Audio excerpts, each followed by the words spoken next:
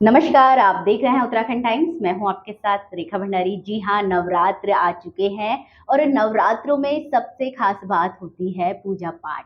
किस तरह से माता को मनाएं, किस तरह से आपकी मनोकामनाएं माता पूरी करे, तो इसी विषय के साथ मैं पहुंची हूं गुमानी वाला अमित ग्राम में। और हमारे साथ हैं आचार्य गिरीश रतूड़ी जी। जी हाँ, उनसे जानते हैं पूजा की विधि और कैसे माता आपको आपकी मनोकामना पूर्ण करेगी। तो इस विषय पे हम बात करते हैं। सबसे पहले तो आपका स्वागत है उत्तराखंड टाइम्स में। स्वागत है। धन्यवाद। आप सबको प्रणाम, जितने लोग हैं उन सबको प्रणाम है। बड़ी बात है जो नवरात्र है, नवरात्र में 9 दिन और 9 रात जो निरंतर भगवती की उपासना करते हैं।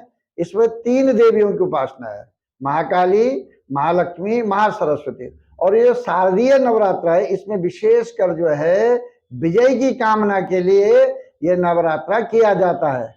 देखिए, मैं आपको एक बात बताता हूँ कि जिस समय राम रावण पर विजय प्राप्त करना चाहते तो उस समय जो आचार्य बने थे वो बने थे नारद जी।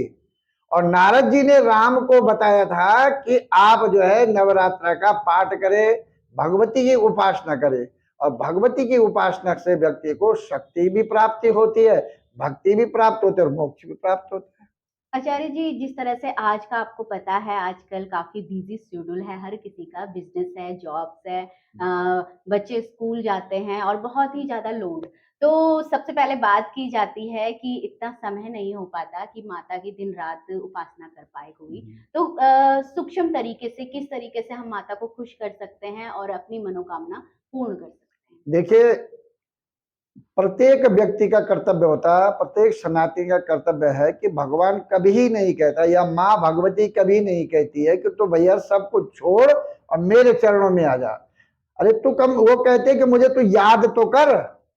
और प्रातः काल सबसे पहले उठिए और अपनी हथेली को देख करके इस मंत्र का जाप करे, सर्व मंगल मांगल्ये शिवे सर्वार्थ साधके शरण्ये त्र्यंबके गौरी नारायणी नमोस्तुते।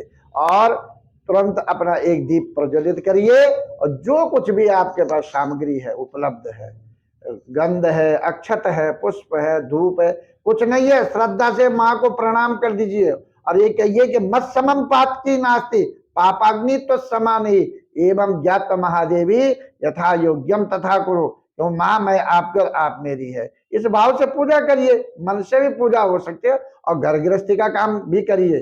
देखिए, भक्ति की सबसे बड़ी बात है, भक्ति में कहीं नहीं कहा कि आप घर गृहस्थी को छोड़े और जंगल में चले जाइए।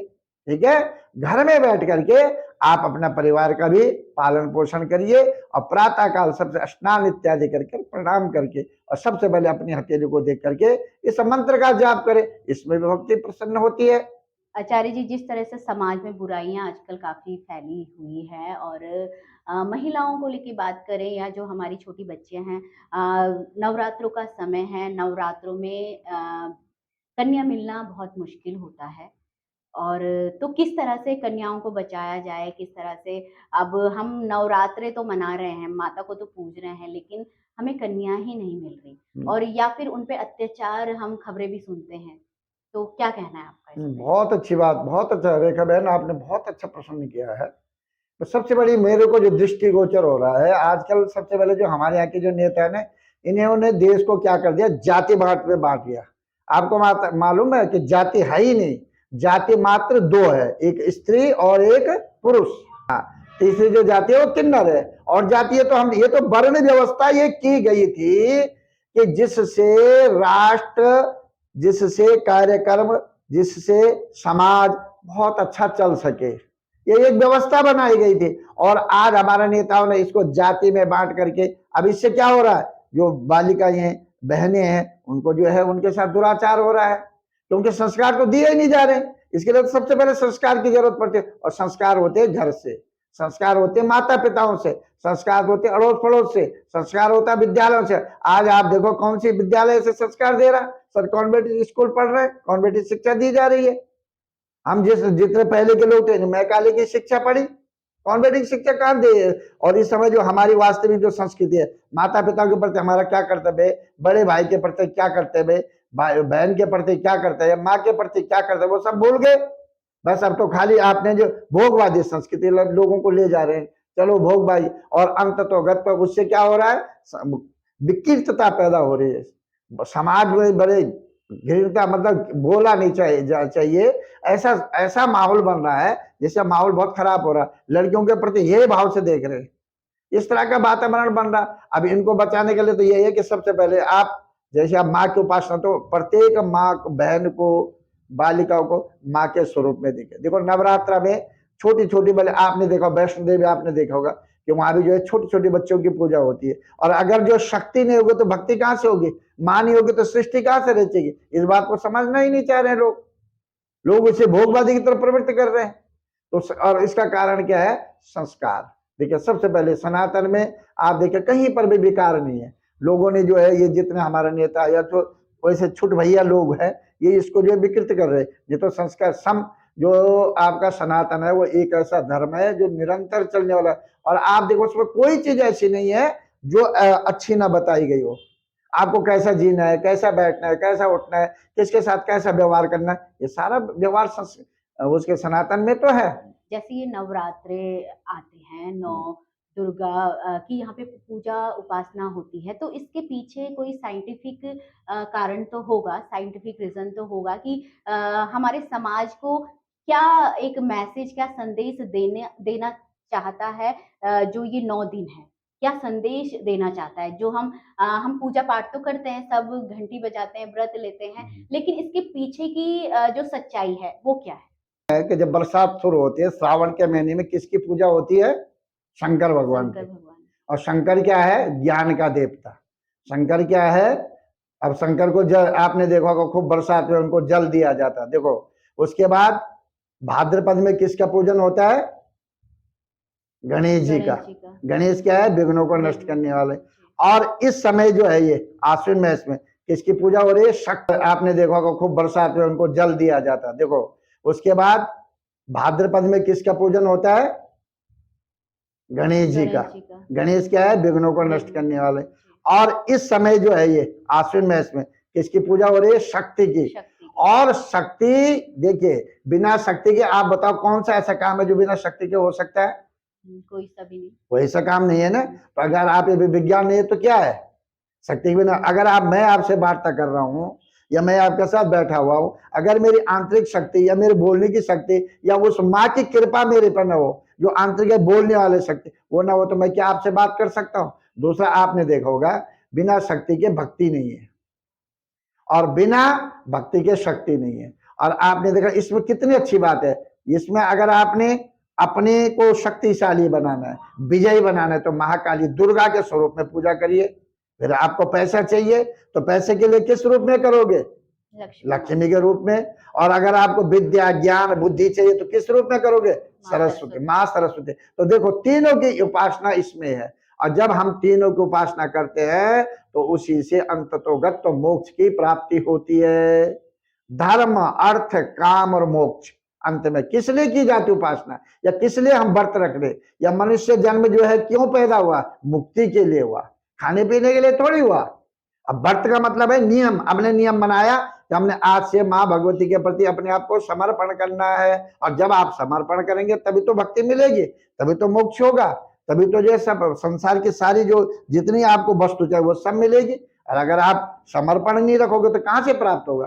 तो यहाँ है समर्पण भाव माँ के प्रति। इसलिए विज्ञान तो इसके सामने कुछ भी नहीं है, विज्ञान तो तुच्छ है। विज्ञान क्या है इसके सामने, भक्ति के साथ शक्ति। आप चलो मैं आप उदाहरण आपको जो है अपने देश के जो प्रधानमंत्री है मोदी जी, आपने देखा 9 दिन तक जो है बिल्कुल पूर्ण रूप से कैसे, और आज देखो सबसे पूरे संसार में वर्ल्ड में कैसे प्रसिद्ध है वो।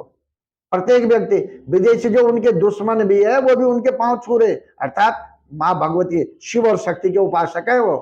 ज्ञान के देवता शंकर है, और शक्ति के देवता कौन है, धन के देवता कौन है, माँ भगवती है।